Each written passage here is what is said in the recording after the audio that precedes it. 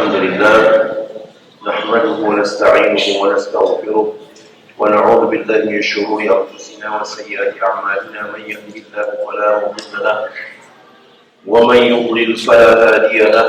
أشهد أن لا إله إلا الله وحده لا شريك له وأشهد أن محمدا عبده ورسوله بلغ الرسالة وأدى الأمانة ونصح الأمة وجاهد في الله حق جهاده حتى تركنا على المحجة البيضاء ليلها كنهارها لا يزيغ عنها إلا هالك.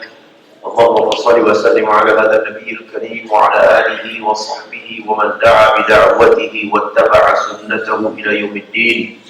أما بعد أيها الإخوة المسلمون، أوصيكم ونفسي بتقوى الله فقد فاز المتقون. قال الله تعالى في كتابه الكريم: أعوذ بالله من الشيطان الرجيم: يا أيها الذين آمنوا اتقوا الله حق تقاته ولا تموتن إلا وأنتم مسلمون. وقال تعالى: يا أيها الناس اتقوا ربكم الذي خلقكم من نفس واحدة وخلق منها زوجها وبث منهما رجالا كثيرا ونساء واتقوا الله الذي تساءلون به والأرحام إن الله كان عليكم رقيبا.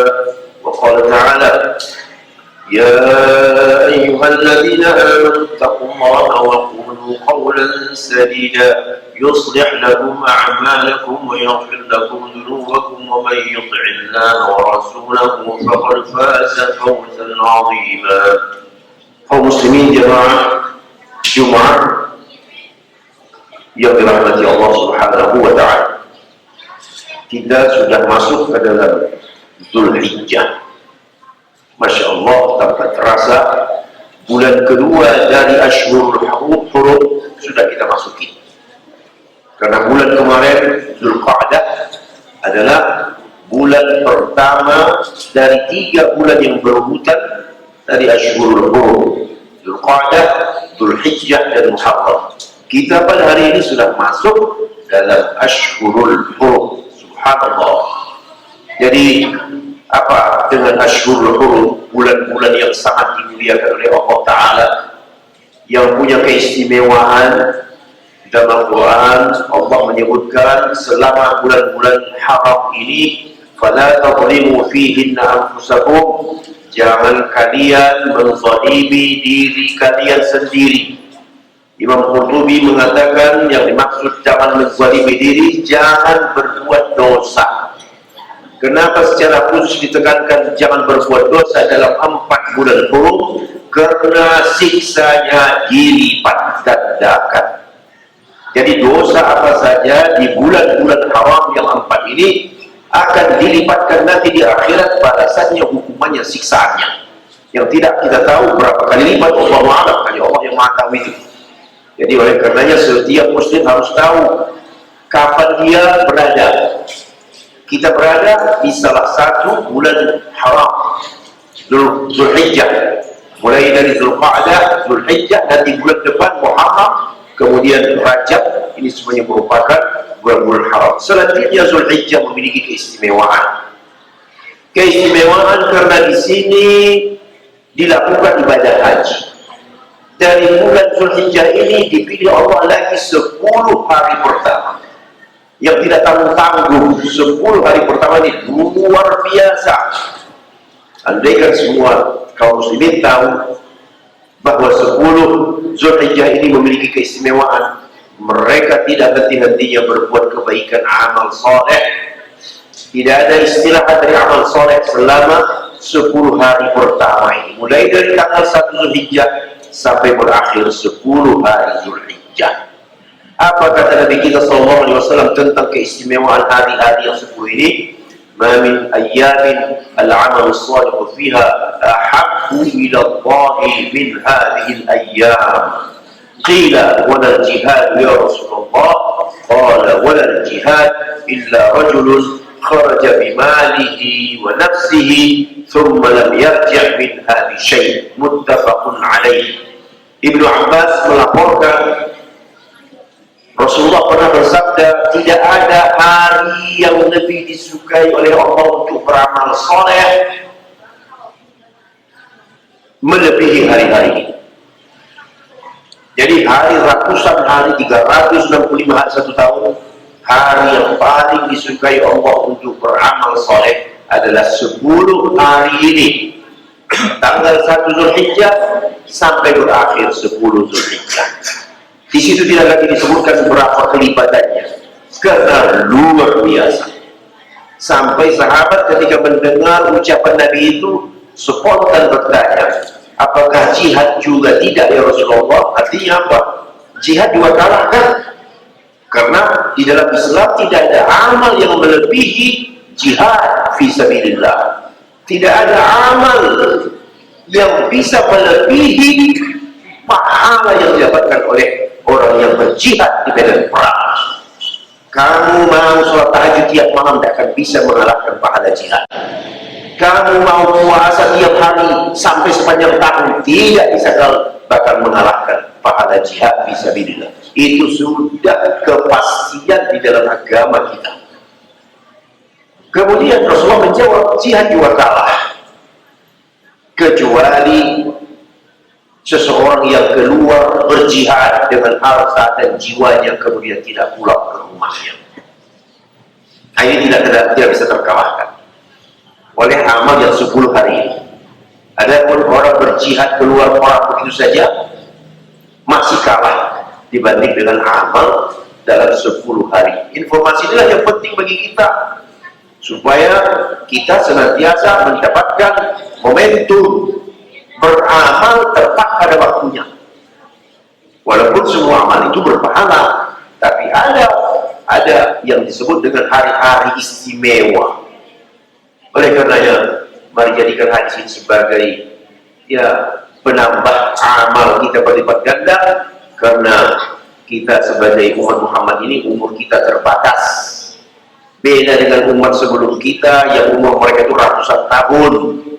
Kemudian begitu juga umur kita di zaman-zaman ini tak ketahuan meninggal, tak ada penyakitnya meninggal. Jadi oleh karenanya apa saja kesempatan yang disampaikan melalui hadis atau melalui Quran dapat menggandakan, melipat gandakan pahala, jangan sia-siakan itu. Apa saja amal soleh semuanya. Berpuasa dari tanggal 1 sampai 9 Zulhijjah disunnahkan. Kemudian sholat tahajud malam, sholat berjamaah ke masjid 5 kali, bersodakoh, silakan bersodakoh sebesar-besarnya sepanjang 10 hari ini. Kemudian memberikan nasihat kepada orang, beramar ma'ruf nahi munkar, menolong orang yang susah. Semuanya itu merupakan amal soleh yang pahalanya paling disukai oleh Allah Subhanahu wa Ta'ala dalam 10 hari ini. Kaum muslimin, jamaah haji hampir seluruhnya sudah datang ke tanah suci. Dan kenapa 10 Zulhijjah ini punya keistimewaan? Karena inti haji itu ada dalam 10 hari ini. Kalau kita perhatikan inti haji itu semuanya terkumpul dalam 10 hari. Jemaah haji masuk ke tanah haram, rata-rata tanggal 1 sudah berada di tanah haram. Kapan mulai prosesi haji? Tanggal 8. Kemana tanggal 8? Ke Mina, bukan ke Arafah. Ke Mina tanggal 8. Tanggal 8 itu namanya hari Tarwiyah.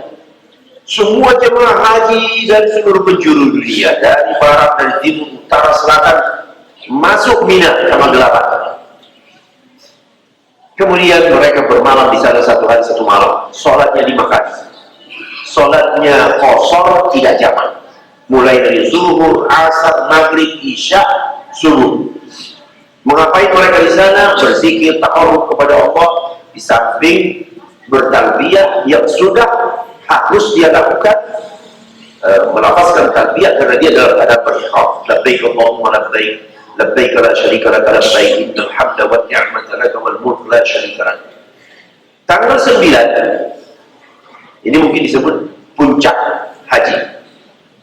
Mereka semuanya bergerak dari Mina ke Arafah.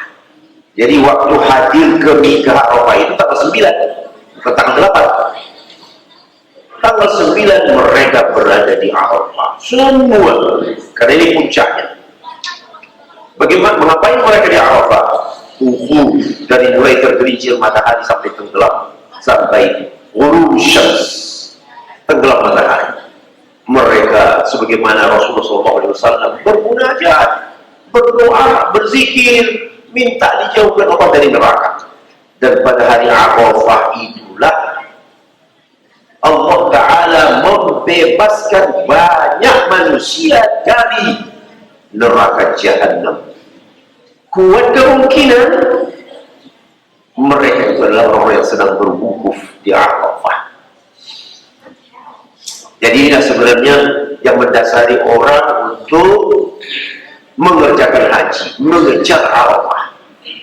Dan pada hari Arafah itulah di siang hari, mohon anak-anak kami untuk tidak bersuara. Anak-anak kami jangan bersuara karena kita lagi khutbah. Pada hari siang hari Arafah itulah satu-satunya hari di mana Allah turun ke langit dunia. Di hari lain tidak, Allah tidak turun ke langit dunia. Allah turun ke langit dunia pada sepertiga malam terakhir di tiap malam. Tetapi ada pun di siang hari, satu-satunya hari di mana Allah turun ke langit dunia adalah pada hari Arafah itu. Jadi itulah yang membuat hari Arafah, orang-orang yang tahu tentang Arafah sepanjang hari di mana mereka berada di padang itu tidak turun-turun itu tangan. Begitu kita lihat orang-orang yang paham tentang Arafah menangis sejadi-jadinya, memohon, bertasbih, mengucapkan talbiyah, meminta agar Allah bebaskan pundak mereka dari neraka Jahannam, tempat orang-orang kafir dan tempat orang-orang munafik nanti di yaumul qiyamah. Jemaah dirahmati Allah Ta'ala, sepanjang hari mereka di Arafah dengan sholat jamak kosong, jamak takdim. Lalu setelah itu mereka pun terbenam matahari bergeraklah menuju Muzdalifah, bermalam di Muzdalifah 1 malam penuh. Dan sampai di Muzdalifah mereka berjamak sholat maghrib dengan isya, jamak takhir, karena maghribnya tidak sempat tadi dikerjakan, maka jamak takhir. Mereka tetap berzikir, bertalbiyah, sholat sepanjang malam itu, istirahat, kemudian subuh. Habis sholat duha mereka pun bergerak tanggal 10. Tanggal 10 ini disebut dengan Yaumun Nahar, hari penyembelihan, karena nanti di Mina kembali mereka menyembelih. Tanggal 10 mereka menuju ke Mina kembali, tadinya tanggal 8, 10 kembali ke Mina untuk melempar Jamratul Aqabah saja. Kemudian mereka pun bercukur, mereka menyembelih, boleh mengganti pakaian ihram dilepas, memakai pakaian bebas. Ini adalah boleh kita sebut tahallul, artinya bebas sudah, kecuali hanya satu, yaitu nikah. Maka tanggal 10 itu juga mereka di waktu sore melakukan tawaf ifadah ke Makkah. Apabila mereka sudah tawaf ifadah, selesailah sudah kewajiban haji. Kemudian hari-hari berikutnya mereka bermalam di Mina kembali, yang disebut dengan mabit di Mina pada tanggal 11, 12, 13. Adapun dengan kita yang tidak pergi haji, pada hari Arafah Allah ganti wukuf itu dengan shaum yaumi Arafah. Shaum yaum Arafah, berpuasa pada hari Arafah. Bagaimana pahalanya? Disebutkan juga virus sana al-madiyah wal baqiyah. 1 hari puasa, 2 tahun diampunkan Allah dosa. Siapa yang tidak mau? Oleh karenanya betul-betul diusahakan jangan sampai tidak puasa pada hari Arafah tersebut. Dan begitu juga lah apa yang dilakukan oleh jemaah haji di sana. Kita pun meminta dengan segala kerendahan hati, kalau perlu menangis, agar Allah Ta'ala juga membebaskan kita dari neraka Jahannam yang merupakan seburuk-buruk tempat kembali. Kaum muslimin, setelah hari Arafah, memang kemungkinan setiap tahun kondisi kita begini. Hari Arafah suka berbeda, antara tempat di mana Arafah berbeda dengan tempat kediaman. Wallahu a'lam. Mudah-mudahan semuanya diberikan Allah balasan dan pahala. Kemudian besoknya kita pun melakukan sholat Idul Adha. Akan tetapi sebenarnya takbir, para sahabat dari tanggal 1 Zulhijjah sudah takbir. Tapi takbirnya tidak seperti setiap habis sholat fardu. Namun takbirnya bebas saja. Mereka pergi ke pasar, mereka takbiran. Abu Hurairah disebutkan pergi ke pasar bersama beberapa sahabat, sampai di pasar mereka pun bertakbir. Allahu Akbar, Allahu Akbar, Allahu Akbar. La ilaha illallah, Allahu Akbar, Allahu Akbar, walillahil hamd. Disambut oleh orang-orang yang ada di pasar. Kemudian mereka pun pulang, tidak untuk berbelanja. Jadi di mana tempat kerumunan manusia, di situ orang bertakbir untuk mengajak orang lain sama-sama bertakbir membesarkan Allah di hari-hari yang 10 ini. Kemudian bagi kita tanggal 10 selain sholat Idul Adha, penyembelihan juga sebagaimana mereka menyembelih di sana. Menyembelih kurban yang mudah bagi kita, yang mampu menyembelih sapi, menyembelih sapi. Yang tidak mampu menyembelih sapi, minimal 1 ekor kambing untuk dia dan keluarganya. Jadi begitulah Allah mensyariatkan. Syariat menyembelih ini turun-temurun dari semua nabi yang diutus oleh Allah Ta'ala. Jadi kalau ada ajaran agama tidak mensyariatkan penyembelihan, itu bukti agama itu tidak benar dari Allah. Bukti agama datang dari Allah benar, ada di dalam agamanya penyembelihan. Dan sampai sekarang kita lihat, satu-satunya agama yang mensyariatkan penyembelihan hanya Islam. Dan situ kita tahu, satu-satunya agama yang benar tersisa di dunia ini hanya Islam. Kaum muslimin yang dirahmati Allah Subhanahu wa Ta'ala. Lalu kita pun berkorban, bergembira. Hari raya, 2 hari itu hari gembira.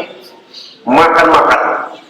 Sampai nanti 11, 12, 13 hari-hari disebut di dalam hadis 3 hari ini ayyamu aklin, hari-hari makan, wa syurbin, hari-hari minum, wa dzikrin, hari-hari berzikir. Karena takbir terus setiap habis sholat fardu takbiran.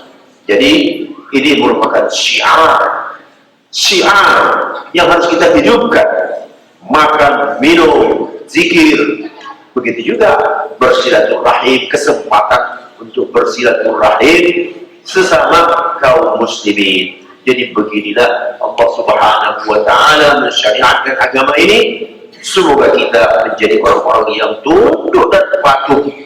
Yang patuh dan tunduk inilah modal untuk mendapatkan syurga Allah. Aqulu qouli hadza astaghfirullah li wa lakum wa li sa'iril muslimin wal muslimat fastaghfiruhu innahu huwal ghafurur rahim. Alhamdulillah alladzi hadana li hadza wa ma kunna linahtadiya laula an hadana Allah. Asyhadu an la ilaha illallah wahdahu la syarika lah wa asyhadu anna Muhammadan 'abduhu wa rasuluhu la nabiyya ba'dahu.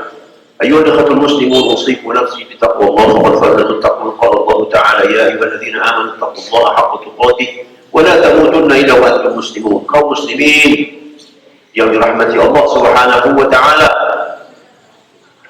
hari haji. Haji adalah ibadah istimewa dan Rasulullah melaksanakan haji itu hanya 1 kali. Apa yang terjadi pada masa Rasulullah? Ada 2. Yang pertama, ayat turun pada waktu haji wada. Al-yawma akmaltu lakum dinakum wa atmamtu 'alaikum ni'mati wa raditu lakum al-Islam madina. Pada hari ini telah kusempurnakan untuk kamu agama kamu. Jadi Rasulullah diutus oleh Allah Ta'ala sudah tuntas. Semua ajaran yang harus disampaikannya sudah disampaikannya. Tidak ada yang berubah. Akmaltu lakum dinakum. Sudah kusempurnakan pada hari ini agama kamu untuk kamu. Yang telah menjadi kewajiban dari Allah Ta'ala kepada Nabi-Nya sudah selesai. Kemudian yang kedua, wa atmamtu 'alaikum ni'mati. Kusempurnakan untuk kamu nikmatku. Ya Allah, nikmat Allah Islam. Nikmat yang paling hebat itu Islam, bukan kekayaan. Kekayaan akhirnya masuk ke dalam kubur tak dibawa kekayaan. Pangkat apalagi ada pensiunnya. Walaupun dipaksa mau berpuasa terus, tetap harus ada batasnya. Kemudian kesenangan harta dunia, bisnis, rumah, apapun namanya, dunia itu, nikmat dunia itu tetap ada akhirnya. Yang sampai membawa seseorang hidup bahagia sampai ke surga adalah al-Islam. Wa atmamtu 'alaikum ni'mati. Kusempurnakan untuk kamu nikmat. Jadi berbahagialah dengan adanya Islam. Merasa banggalah dengan Islam. Jangan dibalik. Di hadapan orang kafir kamu merendahkan diri, menggunakan diri. Seolah-olah mereka lebih bagus, lebih hebat dari kamu. Itu terbalik. Justru kamu menganggap rendah mereka. Karena kamu itu orang paling tinggi di sisi Allah Ta'ala. Wa antumul a'launa in kuntum mu'minin. Kamu paling tinggi kalau kamu beriman. Jadi kalau ada upaya untuk merendahkan diri, menganggap diri kita ini hina di depan orang-orang di luar Islam, itu jangan diterima ajaran. Justru kamu di mata Allah paling tinggi. Kamu harus berwibawa, kamu harus punya harga diri, punya izzah. Tak boleh duduk-duduk, tak boleh mengikut-mengikut apa yang diinginkan oleh orang di luar kamu. Wa atmamtu 'alaikum ni'mati wa raditu lakumul Islam madina. Kuridai untuk kamu sebagai agama. Allah tidak ridho agama selain Islam. Subhanallah. Allah tidak ridho agama apapun selain Islam. Jadi bagi orang luar Islam hanya ada dua pilihan: mempertahankan agamanya, resikonya neraka, atau masuk ke dalam Islam untuk menjadi orang yang akan mulia di sisi Allah Subhanahu wa Ta'ala. Jadi kaum muslimin jemaah yang dirahmati Allah, ayat ini disampaikan, diturunkan oleh Allah Ta'ala kepada Nabi kita SAW pada haji wada. Jadi setiap kali haji orang teringat dengan ayat ini, karena ayat ini turunnya pada haji terakhir. Jadi bayangkan Rasulullah haji terakhir. Artinya haji terakhir, umurnya setelah itu hanya beberapa waktu saja. Jadi ayat yang terakhir. Kemudian kalau ada pidato-pidato Nabi, ada satu lagi. Yang kedua, pidato Rasulullah pada haji wada. Ini juga mendapatkan perhatian para ulama, karena biasanya kalau disampaikan dalam momentum terakhir, itu mengandung makna yang luar biasa.